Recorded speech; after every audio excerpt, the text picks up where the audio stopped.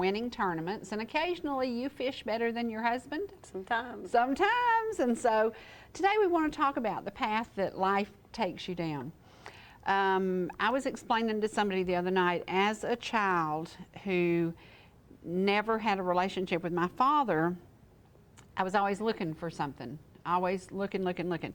And sadly found my father, but never got to build a relationship with him. And life is kind of about relationships. And when you chose to marry a gentleman who is, he's a fishing maniac, isn't he? Yes, to say the least. I think there's 52 weeks in a year, and he fished 47 or 48 tournaments last year. Yeah, so. he might be a fishing maniac. And we run a business. Yeah, and it's so weird because I said something one time, I think y'all got third place, and Lonnie said, blah, blah, blah, blah, and he was just all grumpy, and I'm like, are you kidding me? There were 90-something teams in that. Second place. He said that's the first one to lose. Yeah, and I'm like, okay, but is it fun? And he said, not unless I win. And I said, life's not always about winning. And life isn't always about winning, but life is about making the most of your situation. That's true. And recently, I've been cleaning out some stuff and trying to get some things organized and filing and doing all this stuff. And I found something that you've never been allowed to read. And it is the book about my life. And so I thought today, I'm going to tell you how I started it. And then I want you to tell me what you remember the first scent and smell of a food in your childhood. And I want you to tell me what it was, because I would, you know what I would think, and I hope I get it, and I hope you get it. But this is, my book started out like this: Silly Rabbit, Tricks Are for Kids. The first true clear memory of my life obviously had to do with food.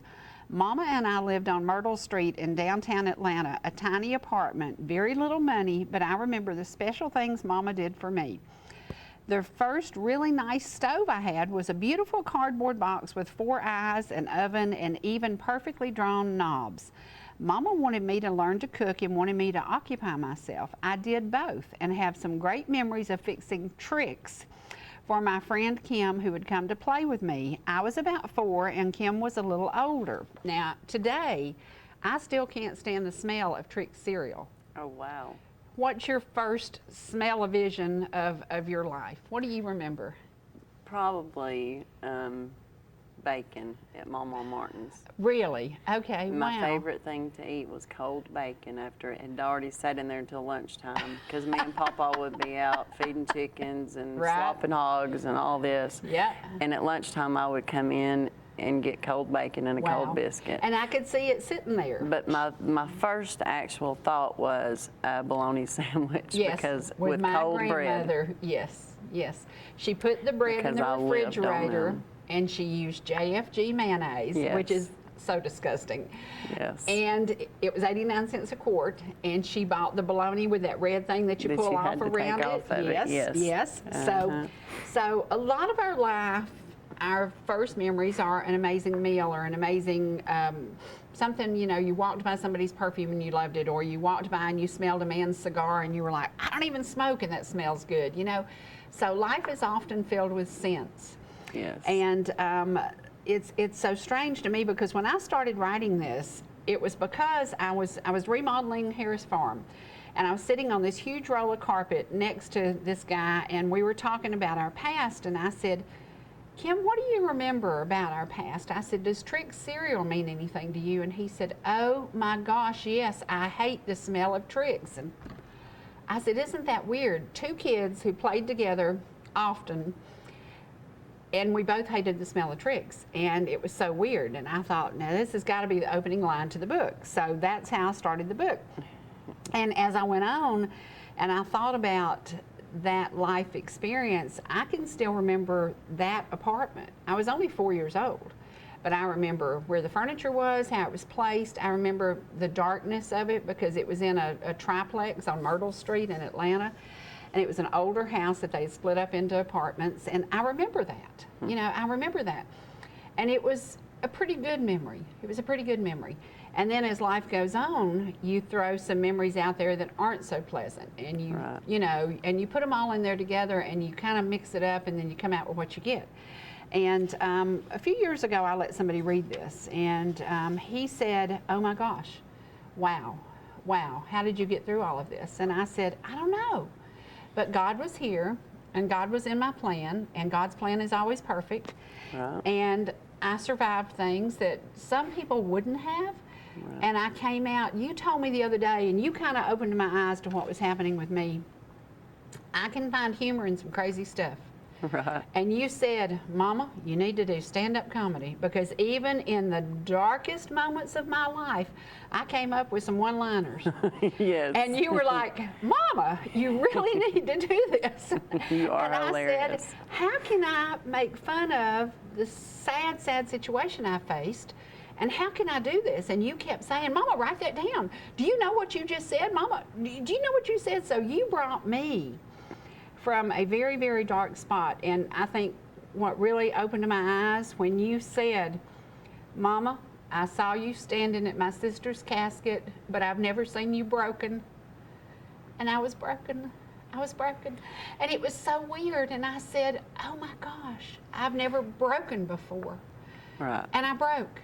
And I was like, God is going to be here to recover me. Pull you through it. And so I started seeing funny things, and I was like, "Are you serious?" Because laughter is the best medicine. Absolutely. We have to surround ourselves with positive, uplifting people, and we Yeah. just have to laugh about it. Yeah, and it was crazy because you said, "Mama, I saw my mother broken," and it woke me up. Good. And I was like, "You're right. I am broken." And I didn't like it. You know, I didn't But like you're it. not damaged, and God sees what's in front of us, so we just Right. have to daily, continuously go to Him. Exactly. Well, one of the things after I allowed somebody to read this, I left home at I wasn't quite 16. I was like 15 and 3/4. And I left home and didn't go home for 2 years. And there have been periods of our life that you were wild and crazy, and I was all, "Oh my God, I got to get my kids straightened out. I got to do this, got to do that." I've kicked in a few doors, and somebody reminded me the other day of a door I kicked in, and she said, "God, I wish I'd have been there to see that." I said, "No, you don't." But we have survived it all. Yes. We made it through it.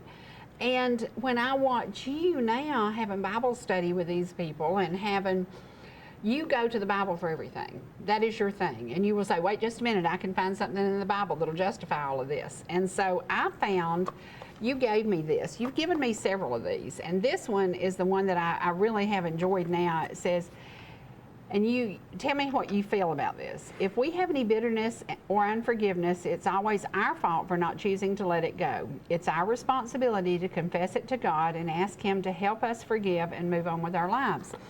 How do we forgive those who... Because it's so easy to become bitter, because Yeah.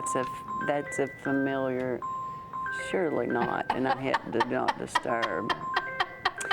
But anyway, as soon as my phone stops ringing, I don't know what to do about it. Nothing we do. Anyway, forgiveness, it says in the Bible that if we can't forgive others, then God doesn't hear our prayers. Mm-hmm. So we really have to work on being able to forgive ourselves, number one, and tough. the person who has hurt us. Right. And pray for them and love them. Yeah. And that's a really hard thing to do. Right. Really, really hard thing A to very do. hard thing to Yeah. do. Yeah. Yeah, well, as I was writing this, and I wrote it in small little text, and I tried to judge how many pages would this be and how many when I finish it, and then your sister died. And then I couldn't go any further. Right. And I stopped at a very, very sad part of my life. And when I got to this part, I was reading it the other day, and it says, "Through faith, my family has survived rejection, child molestation, divorce, mental abuse, and physical abuse. The trauma I face today is only another piece of the puzzle God calls my life. And today I realize I'm here to teach someone else to love, because after all, I have figured it out. God loves me, or I would never have made it through the days of my life. Today, I have just started living, and I will wait patiently for God to put love in another's heart. He placed so much love in my heart, and I understand more than anyone, in order to love someone, you must first love yourself." Yes. And it took me many years to overcome the trauma of rejection, and I can wait until he can overcome the demons from his past. God doesn't make mistakes. You know, I wanted my father to want to spend time with me. I wanted my daddy to pick up the phone and call and say, I'm coming to town, let's have lunch. He never did that. He never did that. And so I always tell parents, no matter what you're going through with your spouse or your whatever. Or yourself. Yeah, Put yeah, those children put the first. children first. And so. Because if you think about it, our childhood is the shortest period of our life, yet it is what we reflect back on, it's what we go back to. We're constantly talking about when we were little, the things we went through in our childhood, which is a very small period in our life. Right. But if we carry it with us throughout our entire life. Horace is 90, John's 84, and they're always talking about when they were younger, their childhood. We just carry it with us. It really, yes. Yeah, forever. Well, I was talking to one of my cousins last night, and we were talking about some stuff, and I said, you know, we all have faced so much, and we can name all the people in our family who've died of cancer, died of Alzheimer's. We lost so many people so young. We lost so many people that we loved. But we carry the reflection of them in us. And so last night I just threw a thing out on Facebook and I said, hey cousins, I said, how many of y'all can or make buttermilk? Well, Aunt Tempy taught me to can and to make buttermilk. And I can tell you, I can, but this is a canning queen. This is a canning queen. Now, I didn't teach you those things. Who taught you to do the things that I should have taught you? Well, I was around Mama and Papa Martin a lot. And so from sitting on the porch stringing beans. Oh, no, to bushels and picking bushels of beans. To, you know, they had this little system in the kitchen Mama would do. You know, she would pack the jars and do this part. And then Papa, he would always get the cans out, you know. Yeah. And he would make sure that the lids was on it good, and that's what John does. Yes, we kind of, we're a team when we're canning. And then Dorothy Hightower, she really, really got me into it, the gardening and the canning. And she really taught me how to can. And, you know, that's one of those things when we look back, I couldn't do the things I do. I mean, I think about making a pound cake. Every time I make a pound cake, I compare it to Marcel Ledbetter's. I have never made a pound cake that would even come close to hers. I don't know why. It's a recipe that my granny gave me. Marcel used the same recipe. Right. Her cakes were always better. What is it about that person who taught us? They're always better than we are. I don't know, but usually the student, what is it? The student outdoes the teacher. Oh, I don't know. Not in my case. Normally. Not in my case. That's how it works. It's like I was making biscuits this morning and I was trying to compare my biscuits to my grandmother's biscuits. And mine weren't like Granny's. And they weren't like Mama's. And I'm like, oh, what am I doing different? And I'm using buttermilk and Crisco and white lily flour, same thing I always use. But mine didn't come out like Granny's. And I thought, I don't know what I'm doing different. I put my fingers on it and I do all that stuff. So we try to keep the past that we love, the parts of the past that we love in our memory and in our heart, and we try to rid ourselves of the bad things. Right. And sometimes the bad things outweigh the good. And we, dealing with, first of all, lost my mother. 6 weeks later, lost my husband of 25 years. And then your sister, and we just kept rolling. And my brother. And Corky. And I was like it was like I was planning a funeral and planning a funeral and planning a funeral. And I would get bitter and angry with God because after all, my husband begged God to let him live here, begged him not to take him, begged the doctor not to give up on chemo. And I learned something about God's perfect timing because, you know, J.S. was like the bigger than life man who could do anything. I've seen him so mad he picked up a stove because he was angry. The stove quit. He just picked up the stove and walked with it. And I was like, who could do this, you know?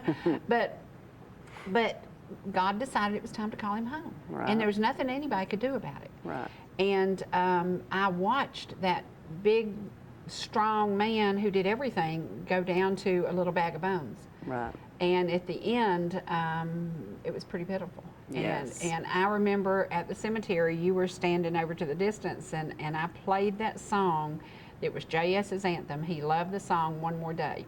To this moment, Nick Martin cannot stand to hear that song. Yeah, I played can't it last listen night to it. before I went to bed, and you can just see Nick's skin crawl. He Yeah. just can't stand to even hear it.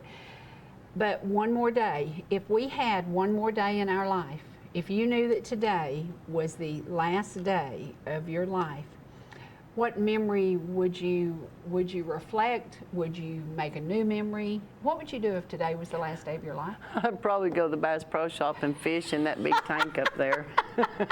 You probably would. Because I know there's a 100-pounder in there. You probably would. I'd be on the river, I'd say.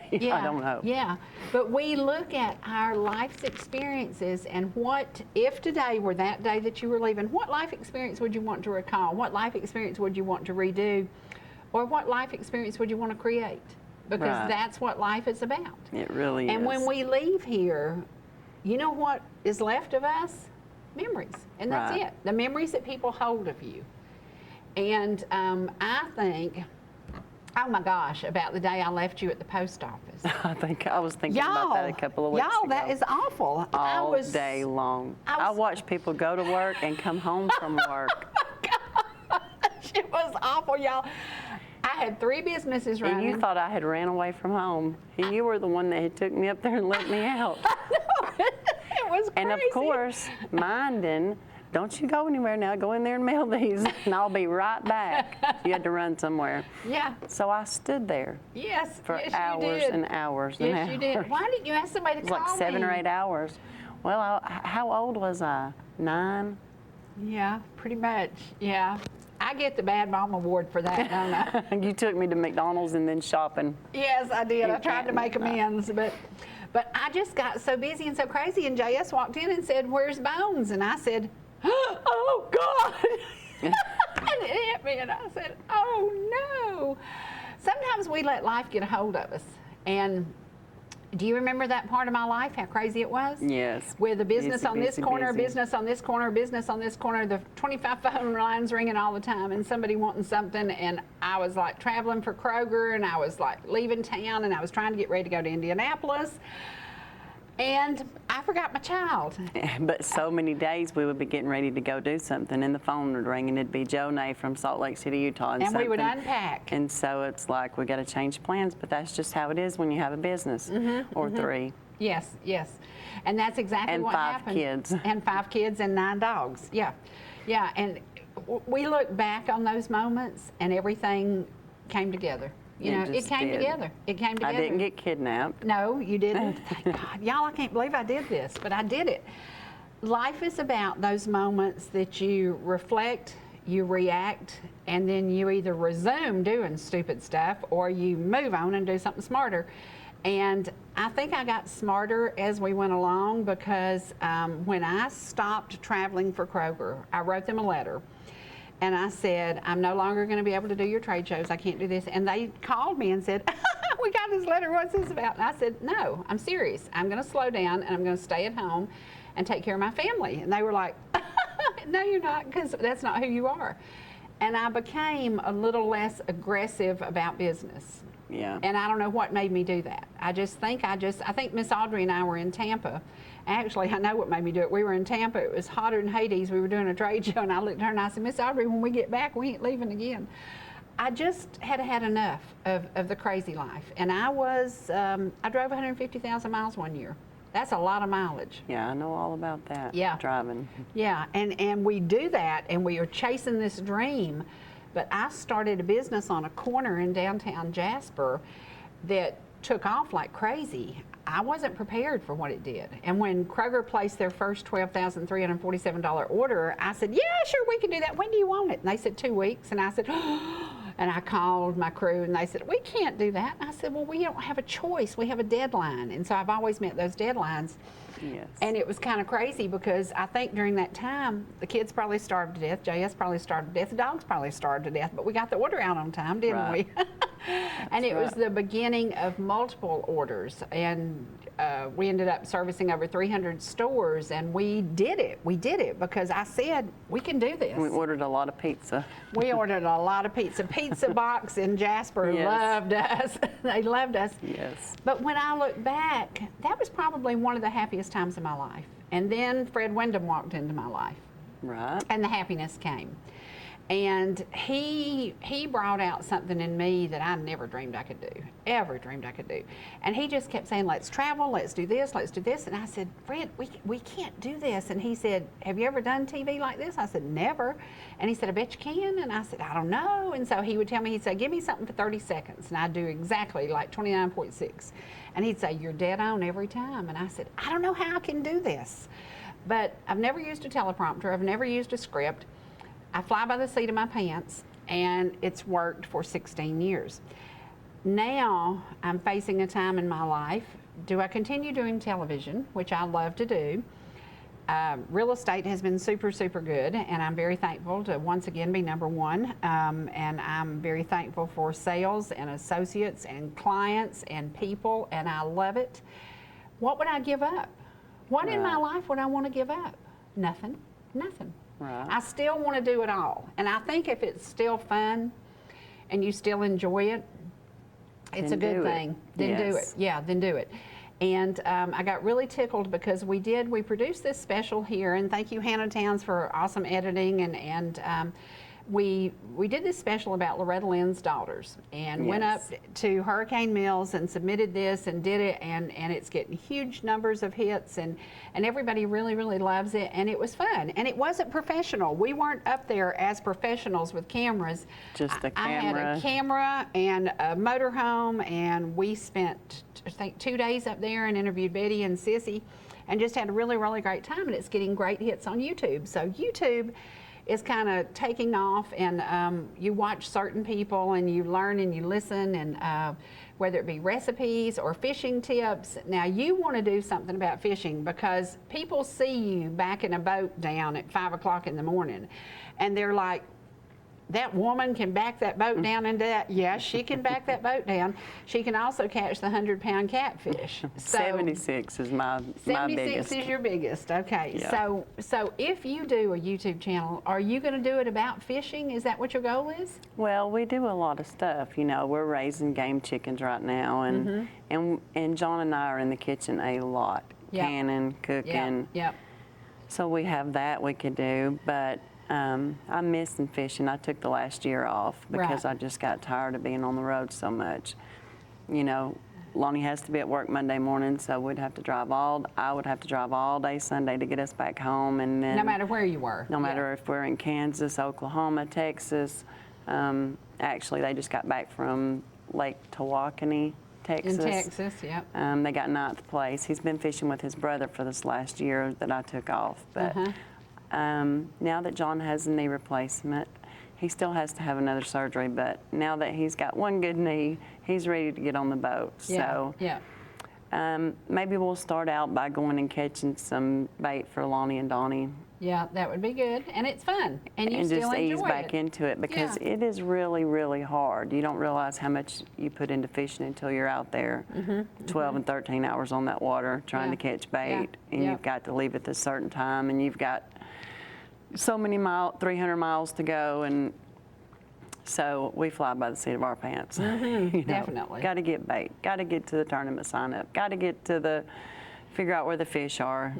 You know, it's a whole lot to tournament fishing. That's one of the things about fishing that it. cracks me up, because Lonnie says, well, I got to find the fish. No, the fish are supposed to find you. So just jump on your hook. But it's crazy because it is not only fun, it is so competitive. Very competitive. It is so wildly competitive, and y'all have some great sponsors. And I think that's one of the things that I needed a break from too, because it's hard when you put your whole energy, your whole everything into this, and then you get out there and the fish were there the day before, but you get out there to your fishing hole and there's no fish there. So then you got to come up with your backup plan. And then you end up, you know, we usually stay in the top 10, but we've been doing it for 20 years. Right. But sometimes we don't, you know, and that drive home is pretty rough. Oh, yeah. You know, it's disappointing, it's heartbreaking. It's like you spend all this money, all this time, all this energy, and you weighed in 20 pounds of fish, you know. But how many years was Lonnie Angler of the Year? 5 years in a row? 5 or 6 in a row. Yeah. So he got used to being the top dog, and then when things turn. Right. Now these younger ones are coming in there, and so much with electronics, and Lonnie doesn't use electronics. Right. You know, he uses has that natural thing. He has it. Yeah. But it's tough. It's tougher now than it ever was. But he still loves it. But he still loves it. Yes, and my sponsors, one of them's watching us right now, actually, Brian, with BK Products. He makes our planer boards and our weights, and they have been so good to us. And we have, I don't know, 10 sponsors. Pipeline Tackle is one of our sponsors. Bloodline Products is one of our sponsors. He's in South Carolina. He fishes around Santee Cooper a lot, Lake Watery. Bottom Dwellers, they've been our sponsor for 16, 17 years. Drift Masters, they've been our sponsor for years and years and years. I know I'm forgetting and that's somebody. what it takes. Yeah, that's what it takes, because when you get out there, you have to have the best product, and you have to know how to use that product. Right. Now, because Lonnie's so quiet, and I had said one time, I submitted them to do a redneck television program, because y'all, I don't know how country y'all live, but they live country. They raise what they eat, they kill what they eat, from a hog to a deer to, not a possum, you know, but y'all were truly living the country dream before anybody thought about putting it on YouTube. Right. So years and years ago, when her mama said, you need to get Lonnie in front of a camera, because nobody will believe how this man, he is total country, but he's so quiet, he never speaks. And I was like, if we could bottle Lonnie's knowledge for gardening, for all the things he knows, but he never tells anybody anything. He never says anything. He just does it. Right. And we never could get him in front of a camera. And I kept saying, this was like 12 years ago, before anybody else was all doing all this YouTube stuff. We got some hillbillies up in Kentucky that make a fortune on YouTube. Lonnie could have beaten them to death because he knows everything about, he knows something about everything. Right. When it comes to living the country life. That's right. But getting him in front of a camera, you can't do it. I don't know how we could do it. Could we get somebody to move his mouth like a ventriloquist or something? Well, me and John could talk for him because we're both talkers. But it is so funny because he just, and can we tell the story about why Lonnie learned to fish as a little boy? Yeah. His daddy fished, and he was left with his siblings, and Donnie usually. Yeah, he fished to feed him supper from a neighbor's pond, and I thought that was pretty cool. But they'd have to sneak in too. Yeah. That he knew that in order for he or his sibling to eat, they would catch a fish, and then he would clean it and cook it. At a very, very young age. At a very, very young age. And his school teacher told me about this. And she said that she would create little jobs for him to do so she could give him 10 cents, 20 cents, 25 cents to help them along. So he didn't learn to fish to be a competitor. He learned to fish to feed somebody. Yes. And I think that's why fishing means so much to him. So. Yes. We just, we don't really understand, you know, I know what it was like to have looked for a parent. I know what it was like to feel abandoned, and I think he knew that same feeling. Vicki and I was just talking about this yesterday, and he is just, you know, he loves his mama, and he has no bitterness. Absolutely, yeah. Not sure about the rest of the siblings, but Lonnie's just, you know. Yeah. He is still good. He's still good. And I think that is a lesson for all of us, because no matter how bad somebody treats you, your mama's your mama, number one. Yeah. No matter what. Yeah. And you make do, and you move along, so and do it in a positive way. Now today, I want to share some music with y'all, because tomorrow is Miss Alecia Bridgeman's birthday.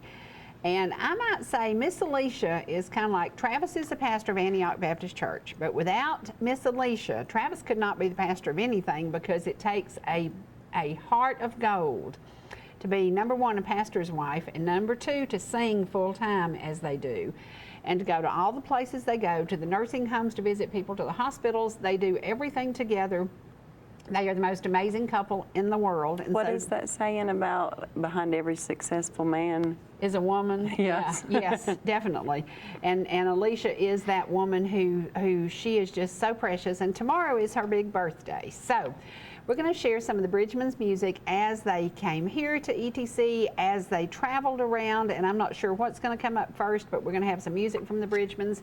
And I want y'all to all get on their Facebook page. And they have the Bridgemans, and then they have Travis Bridgeman, so you can go to either one of them and tell Miss Alecia happy birthday. Now, last night there was a big fundraiser at the Southern Gospel Music Association, and as a gift to Miss Alecia, instead of buying her something, because she's like me, she don't need nothing, I'm going to make a donation in her honor to the Southern Gospel Music Association, because she, the Hall of Fame, because she loves gospel music, and she has shared the gospel music for many, many years, singing with Travis. So here we go to some music by the Bridgemans. And happy birthday, Alecia. Happy birthday, Alecia. Do not forget to go to their Facebook page and say happy birthday, Miss Alecia. We'll be back in just a minute.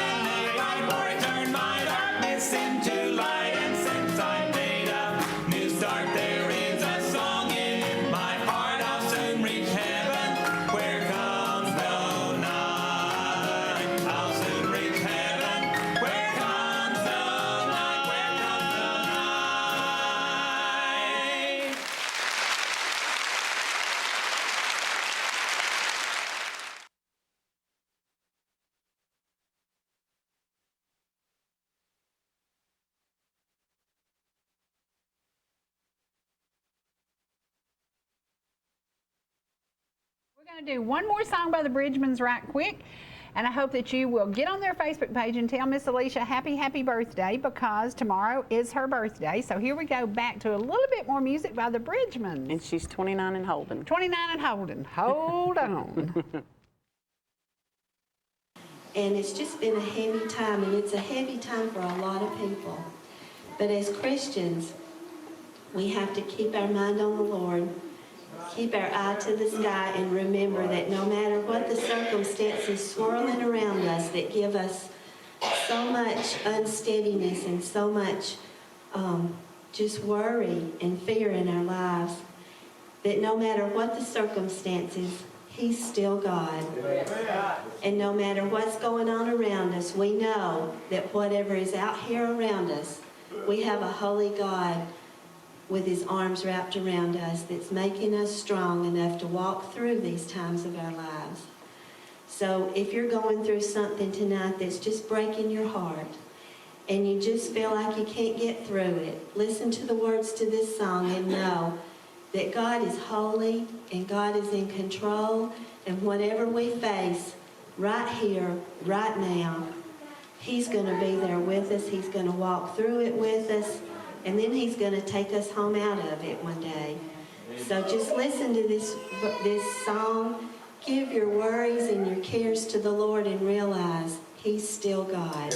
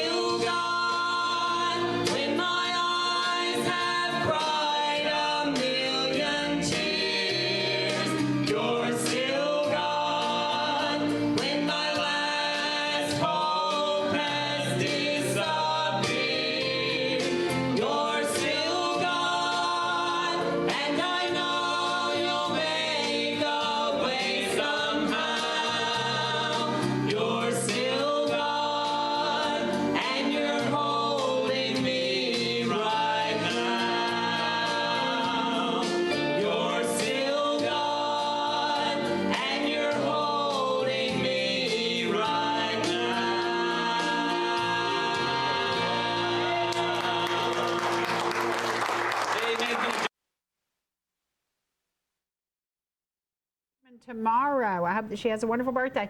And we got to say, y'all got to get out and support the Pickens Dragons, the Fannin Rebels. Those ball teams are doing great. Basketball, amazing. So today, ETC is going to be down at Pickens doing a game. And Caleb, are you going to do any more Fannin? Are they going back to regionals? Are y'all covering it? Next week. Okay. So Fannin goes next week. Okay, Fannin's headed to round 2 this weekend. Pickens is going today. Y'all have already sent everything down there to do the Pickens game. So y'all go to Pickens and cheer them on and hope that they win. And one of the things that I have found in my own life, I have a really, really hard time with forgiving myself for mistakes. And now that my daughter tells you that I left her in front of the post office for 8 hours, okay, I'm going to read one that really fits me. Lord, help me to forgive myself for the times I have failed. And if I have blamed you for things that have happened in my life, show me so I can confess it before you. Boy, is that not loaded? Because we often want to blame somebody. And if It's you're hard not, to look at yourself. yeah, if you're not perfect, if you didn't do this the way you were supposed to, if you didn't do that the way you were supposed to, if you didn't da-da-da-da-da. And I've found humor lately in some of the things my mother taught me. And I was riding down the road the other day, and I thought, oh, my mama would be getting all over this. She would be like, no, I told you, and I would have to be, oh, mama, just hush. What do we learn from our parents that sinks? Does it all sit there when we learn it, or do we later look at our parents and say, why didn't I listen to my mama? Yes. Later. Later. It's later. Later. And we see that, and we know better. Sometimes we know better. I think about my grandmother and how I was her favorite, and everybody knew it. I mean, there were a bunch of grandkids, but I was the one that was around all the time. All the rest of them didn't live around here, so I was Granny's baby. And sometimes she would get a little put out with me because she would send me to the Piggly Wiggly, and I would lie, cheat, and go to the Blue Star because I liked shopping at the Blue Star. And I would come back, and she'd say, well, where are my stamps? And I would be like, oh, I went to the Blue Star. You know? And she's like, I told you to go to the Piggly Wiggly so I can get my stamps. And I'm like, Granny. But she taught me so much about giving and loving. And Dawn, can you ever remember my grandmother buying you a gift? No. Never. But I've never thought about that. She never bought us any gift. She never gave us any money. She didn't have it. But let me tell you what she gave me. She gave me life's lessons.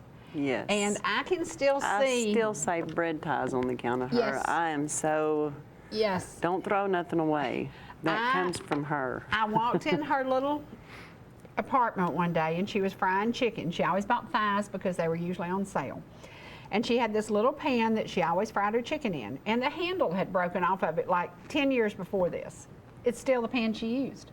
And I said, Granny, let's get you some new pans. No, I like that pan.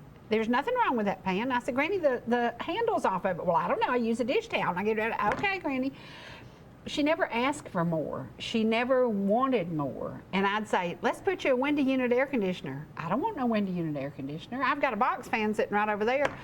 And I'd be sitting there on her naugahyde sofa, sweating like a big dog, sticking to the naugahyde sofa. Stuck to it. I've slept on it many hours. Yes. But she was content, and she was happy. And I think now, I could kick myself. I would take her to the Dairy Queen, and I would take her to the steakhouse for her birthdays. But we could have gone somewhere all the time, but I didn't take the time. You know why? You were busy. 5 kids, 9 dogs, 3 businesses, and I didn't take the time. And I could kick myself for it. I could absolutely kick myself for it. Me too. There are moments that I look back and I think, why didn't I just say, look, I'm not going to do this. I'm going to take a day off.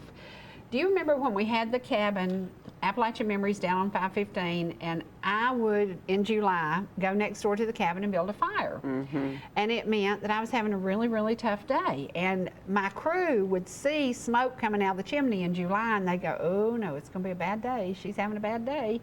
And then I would get in my 85 Mercedes, and I would drive to Alabama to the lake, and I would sit on the dock, and I would just stare at the water. Fire and water were my 2 calming effects, you know. That's me. So I build a fire, I roast some marshmallows, or I sit at the lake and I stare at the water. So maybe that's why the fishing really, really worked for you. Yes, because the calmness. I love water. Yeah. It's so weird. We all find something. I've never taken antidepressants, and Lord knows I've been depressed. I have never done anything to medicate me. I just kept trying to survive and to get out of it. And I have seen sometimes that I didn't think I was going to get out of it. Right. And it scared me. It scared me a lot. And I said, I have to get out of it. Now, at one of the lowest points in my life, you know, you survive, and you stand over your child's casket and you ask a million questions, and God, why did the bullet go somewhere else? Why didn't this? Why didn't... Because it was His perfect timing. And after I met Kenny, did you get to see the program with Kenny Cortez? No. Well, I want you to take this book home and read it. This is his story, and he had a 51-year marriage. It's now almost 52 years. And during this time, his wife became a paraplegic. He takes care of her 24/7. She has a trach and a feeding tube, and he is her caretaker. Oh, wow. And so if you think you're having a bad day, pick up the phone and call Kenny and say, how's your day going? Yes. Because he is sitting there waiting for his beautiful wife of almost 52 years to go to be with Jesus.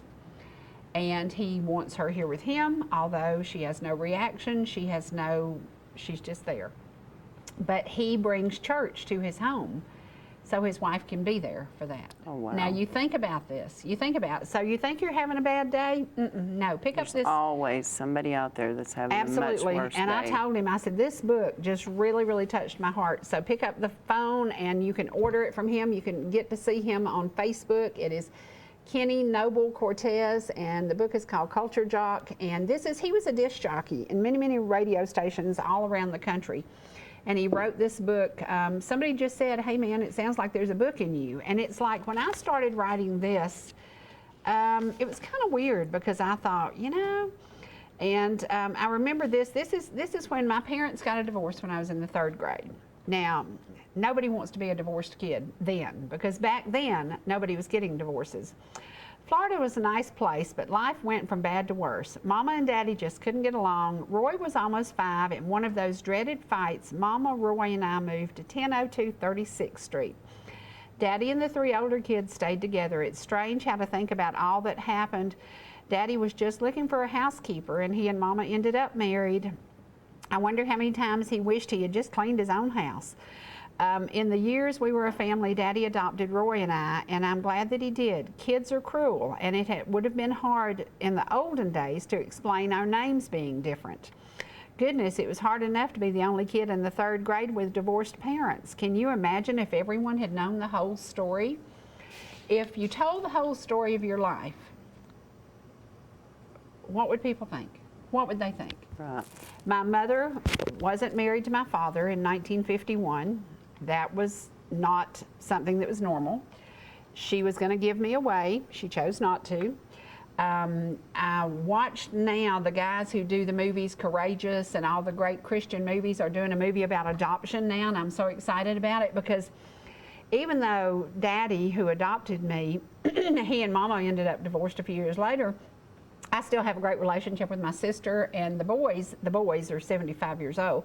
They're twins, right? Twins, yeah. They're 75 and we call them the boys. But anyway, we still have a good relationship with each other, but we were apart for years. But there have been days that I would not have survived had my sister not been praying for me.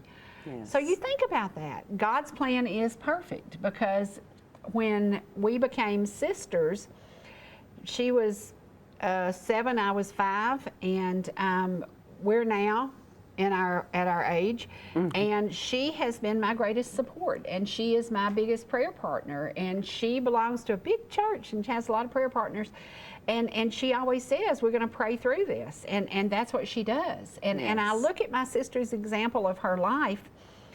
And she has had an amazing, amazing life from the minute she married my precious, saintly brother-in-law, Charles Paget. Charles is a fisherman. He loves to fish. And he says Jesus fished, and Charles loves to fish. On the ocean? No, he likes to fish out in the lakes in Orlando. Oh, cool. Yeah, he loves that. He is the coolest guy. And I told my sister Sunday night, I said, seeing your happiness and seeing the love you and Charles have for each other is such an encouragement to me, because they are just amazing. Charles had a medical incident and it was really bad. He's 80 years old, he was still working, and he was devastated because Charles wanted to work. And Right. they took him off the payroll. He couldn't work because he had a medical issue and he passed out. And he was like, oh no, I want to go to work. He was the #1 employee of the company, 80 years old, Wow. because he has great work ethics. He took care of his parents who had Alzheimer's until the end of their life. Oh, wow. And he is just one of those guys that amazes me, that my sister, who grew up in, we had a very dysfunctional family and a lot of things going on. We saw a lot of bitterness, a lot of fighting, a lot of blood, a lot of craziness, but she chose the right man. And now, over 50 years later, they're taking care of each other, and it's just precious. And so I'm so thankful. I'm so thankful to God for my sister, because she's a light in my life every single day. And I love when I look down and she's calling me, because I know it's going to be a good day, You know, it's going to be a good day. There's somebody out there that's going to bring a good day to you and a goodness to you. And I want y'all to pray for Kenny, because I didn't realize, I hadn't gotten this far in the book, that he had alcohol problems. And when he told me that on the air, and I was like, oh, because I don't pre-interview anybody. I said, when I interview somebody, I want it to be fresh and new for them, fresh and new for me. I don't want to know the whole story, because then I don't find out what I really need to know. And when he said, I said, how long have you been clean and sober? He said, 2 weeks. I was like, oh, okay. He said, sometimes I like to drink, you know, but he doesn't overdrink. But I was like, oh, because you know the story. You were 6 months old when I quit drinking, because I ran a stop sign at Coal Mountain. Right. In a 1973 Mark V, I think, a really pretty black Lincoln. And I said, God, if you will get me home to my child. I walked in Granny Wade's and I picked you up and I held you so tight. And I said, God, thank you for bringing me home to my baby, because I ran a stop sign. I'd had 2 glasses of wine on New Year's Eve. And God got me through that intersection with no wreck, didn't kill anybody, didn't hurt anybody, but he woke me up. Yes. And God, sometimes he slaps us and wakes us up, and sometimes he gently nudges us and wakes us up, and other times he just lets us wallow in our mess. Now, did you bring a Bible verse you wanted to share? I just brought the Bible in case, but Psalms 91, you want me to read it? We have time? Yep. Take me just a minute to find it. Yep. I read it last time I was here, and it's just everything that's going on in the world today, we really need to stand on this. And we got to say, any kid who hasn't gone fishing, pick up the phone and call Lonnie Fountain and see if he'll take you fishing. We also have, we're part of an organization, a charity. It's called USSA. And if anyone has a special needs child, sometimes it doesn't have to be a special needs child. It could be a child from a foster family. From a foster family or a group home or whatever, but mostly we take out special needs children. Sometimes terminally ill children. Sometimes, and that's tough, but they have fun. Get in touch with me if you have a child like that, and I will get you an application. I'm not sure if we have this year filled up or not. We probably do because of COVID. I think we're only taking maybe 5 families out at Gunnersville, Alabama this year. But if we do have an opening, then I can get you in. Just send me a message on Facebook. It's Cherokee Dawn Fountain, I think, on my Facebook, and I can get you an application. So Psalms 91, he that dwelleth in the secret place of the Most High shall abide under the shadow of the Almighty. I will say of the Lord, he is my refuge and my fortress, my God, in him will I trust. Surely he shall deliver thee from the snare of the fowler and from the noisome pestilence. He shall cover thee with his feathers, and under his wings shalt thou trust. His truth shall be thy shield and buckler. Thou shalt not be afraid for the terror by night, nor the arrow that flieth by day, nor for the pestilence that walketh in the darkness, nor for the destruction that wasteth at noonday. 1,000 shall fall at thy side, and 10,000 at thy right hand, but it shall not come nigh thee. Only with thine eyes shalt thou behold and see the reward of the wicked, because thou hast made the Lord, which is my refuge, even the Most High, thy habitation. There shall no evil befall thee, neither shall any plague come nigh thy dwelling. And that is so important. Everything with COVID-19 going on right now. I'm going to read that again. It's verse 10. There shall no evil befall thee, neither shall any plague come nigh thy dwelling. Thy dwelling is thy home. For he shall give his angels charge over thee, to keep thee in all thy ways. They shall bear thee up in their hands, lest thou dash thy foot against the stone. Thou shalt tread upon the lion and adder, the young lion and the dragon shalt thou trample under feet, because he hath set his love upon me. Therefore will I deliver him. I will set him on high, because he hath known my name. He shall call upon me, and I will answer him. I will be with him in trouble. I will deliver him and honor him. With long life will I satisfy him and shew him my salvation. And that's Psalms 91. And I just recommend anybody that's struggling with sickness, just absolutely anything, stand on that, Psalms 91. There you go. I thought about having a, like your real estate signs, what are they called, of that put in my yard. Yeah, yeah. Yeah, well, we've got to stand on it Because and the world survive is it. in a mess right now. And, The world is in a mess. But God's got this. Yeah. He's got us. We Yeah. are God's children. Yeah. All we have to do is talk to Him, praise Him, glorify Him. Wow. Okay. This is what we're going to end on today, and I have not read this until just now. We don't tend to think of ourselves as unforgiving people. Irritated maybe, but not unforgiving. But we have to remember that our standards are much lower than God's, and therefore we often don't see where we need to forgive. Ask God to reveal any unforgiveness you have toward a family member. Wow. And sometimes we don't even realize that we are holding on to something. Absolutely, absolutely. This whole But thing if you is can't about forgive, then forgiving. God doesn't hear our prayers. Right. Okay. I'm so glad you were here today. I needed you here today. We have a lot of things going on. We have some transitioning going on with our crew. They're doing a ball game today. They're going to be down in Pickens. Please go and support the Pickens Dragons.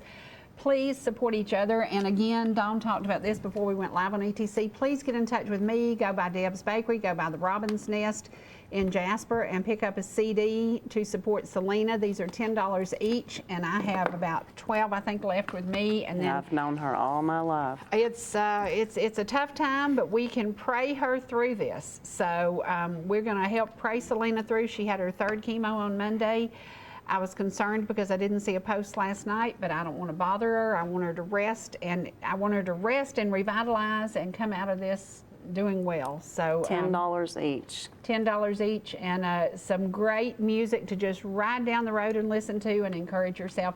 Happy birthday, Miss Alecia Bridgeman. We love you and Yes, looking happy forward to birthday, spending some Alecia. time with you. And thank you for joining us today. Thank you for being here today, because I needed my child's support. I need to know that God is in charge, and He certainly is. These are some things that we're going to do some awards with, and I'm really excited about this. We have a lot going on, and again, check out our YouTube page. It is Cherie Martin, Cherie Martin, or Cherie Martin 2009, or Cherie Martin Heart of the Home. And check out Dawn's Facebook page and keep up with Dawn and Lonnie as they go fishing the waters of America. And, spring is coming. Of course, winter didn't stop Lonnie from fishing. He fished all winter long in, I think, 20-something degrees one day. Yeah, yes. Yes, crazy man. And He's there's crazy already, man. is it the poplar trees that got buds on them He's already? crazy. All right, it's time for us to slide out of here. Thank you for joining us today. Please pray for everybody who is hurting. So many folks out there are dealing with grief, and it is time that we lift and support each other. And again, please don't forget Kenny Cortez and his beautiful wife, Kay. I will see you again next week, only on ETC.